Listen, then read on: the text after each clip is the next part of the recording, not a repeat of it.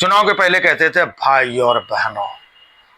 ये कांग्रेस वाले अगर सत्ता में आ गए तो बहनों ये आपके गले का मंगलसूत्र छीन लेंगे, ये प्रधानमंत्री जी बोलते थे।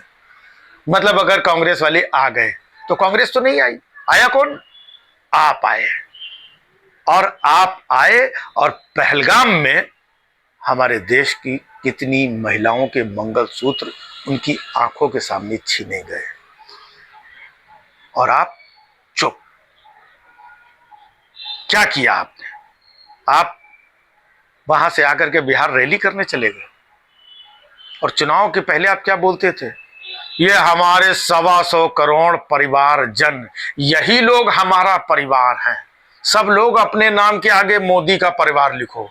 तो भाई साहब, जो लोग शहीद हुए हैं यही वो लोग जो अपने नाम के आगे मोदी का परिवार लिखते थे। आज वो परिवार वाले अकेले हैं। आज वो विधवाएं अकेले अपना दुख, अपनी परेशानी, अपना दर्द उनका बांटने वाला उनका परिवार का मुखिया उनके साथ नहीं है।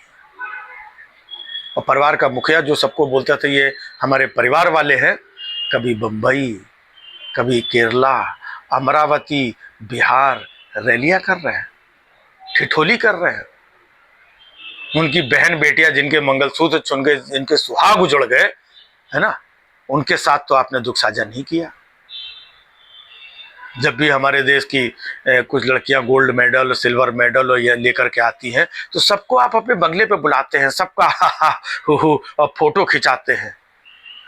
इन विधवाओं से मिलने के लिए आपके पास 2 मिनट का टाइम नहीं था मोदी जी। और आप क्या कहते हैं? मोदी का परिवार। परिवार के लोग ऐसे होते हैं। आप सोचिए, कहीं पर अगर किसी मोहल्ले पड़ोस में किसी का निधन हो जाए और उसका भाई, भतीजा, बेटा इधर उधर कहीं मस्ती कर रहे हो तो समाज क्या बोलेगा? आप मस्ती कर रहे हैं नीतीश कुमार के साथ में, चंद्रबाबू नायडू के साथ ठिठोली कर रहे हैं, मंचों पे खड़े होकर के हंसी मजाक चल रहा है आपका। और इन विधवाओं से मिलने के लिए आपके पास 2 मिनट का टाइम नहीं है। भाई, अगर आप इन विधवाओं से मिलने चले जाते तो एक कितना बड़ा मैसेज जाता देश में कि देखिए, देश का मुखिया जो इन सबको अपना परिवार बोलता था, ऐसे संकट की घड़ी में अपने परिवार के साथ खड़ा है। उन महिलाओं को कितना हौसला मिलता, कितनी हिम्मत मिलती कि हमारे देश का प्रधानमंत्री हमारे साथ खड़ा हुआ है।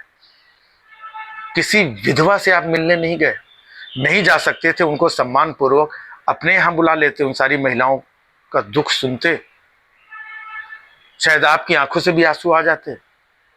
पूरे देश में और पूरे विश्व में क्या मैसेज जाता। लेकिन आप आए, ना तो किसी के घर गए, ना कश्मीर गए, ना किसी मीटिंग में गए, आप चुनावी रैली में चले गए। आप मुखिया हैं, आप बोलते हैं ये मोदी का परिवार है। आप परिवार को संकट के समय ऐसे छोड़ करके आप हंसी ठिठोली के लिए निकल जाएंगे और कोई सवाल नहीं करेगा, और कोई सवाल करेगा तो उसके ऊपर आपके लोग गलत आरोप लगाएंगे। एक जो विधवा है, जो नेवी ऑफिसर थे, उनकी पत्नी ने ऐसे टाइम पे बोला कि भाई यहाँ पर कुछ ऐसा ना करें कश्मीरी और ये वो जो भी बोला उन्होंने।